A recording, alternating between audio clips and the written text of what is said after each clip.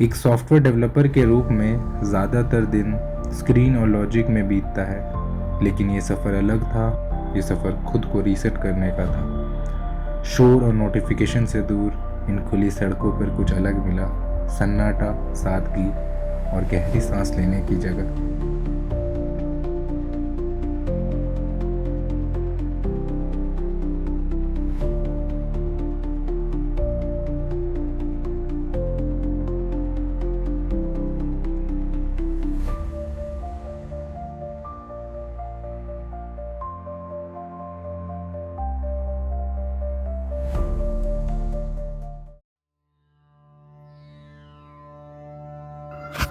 स्वागत है हम्पी में, एक ऐसी जगह जहां हर खंडर कोई कहानी कहता है और हर सूर्योदय याद दिलाता है कि जिंदगी थोड़ी धीमी भी खूबसूरत है।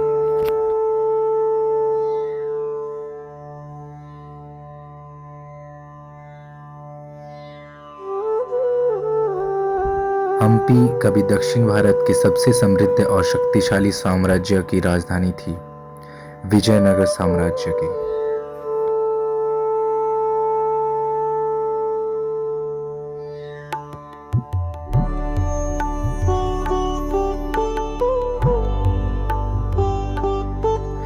विजयनगर साम्राज्य लगभग 1336 ईस्वी में हरिहर और बुक्का नाम के दो भाइयों ने स्थापित किया था, जो दक्षिण भारत में एक मजबूत हिंदू राज्य बनाने की कोशिश का नतीजा था।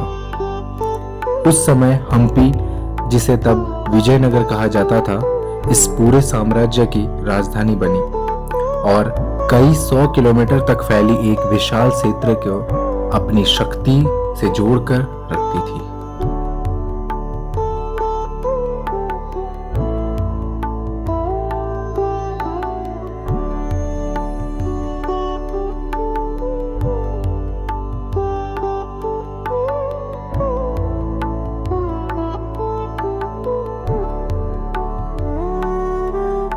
विजयनगर साम्राज्य अपने चरम पर कृष्णदेवराय जैसे राजाओं के समय पहुंचा, जब यहाँ कला, संगीत, साहित्य और मंदिर वास्तुकला अपने ऊंचाई पर थे।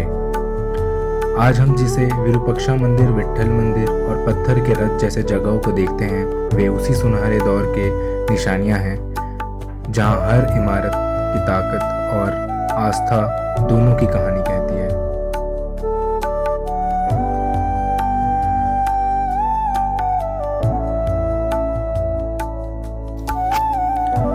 1565 में तालाकोटा के युद्ध के बाद यह साम्राज्य को भारी हार झेलनी पड़ी, जिसके बाद राजधानी हम्पी को लूटा गया और धीरे धीरे ये शहर वीरान हो गया।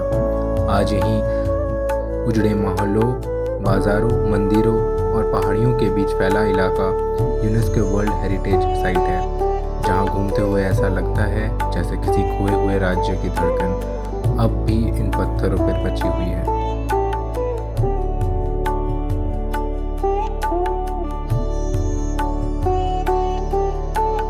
यहाँ हम्पी का एक खास कोना है अंजनाद्रि पर्वत, जहाँ मान्यता के भगवान श्री हनुमान जी का जन्म हुआ था।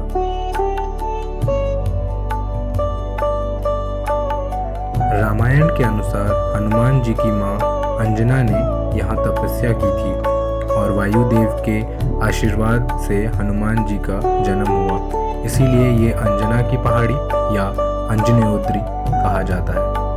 ये किष्किंधा क्षेत्र का हिस्सा है, वानर राज्य, जहाँ सुग्रीव और हनुमान जी का भगवान राम से मुलाकात हुई, और हम्पी के पास तुंगभद्रा नदी के किनारे बसा अनेगुंडी में स्थित थी। पहाड़ी पर चढ़ने के लिए लगभग 550 सीढ़ियां हैं, जो थोड़ी चुनौतीपूर्ण लेकिन आध्यात्मिक अनुभव देता है। ऊपर हनुमान जी का मंदिर है, जहाँ शांति और नदी का मनमोहक नज़ारा मिलता है।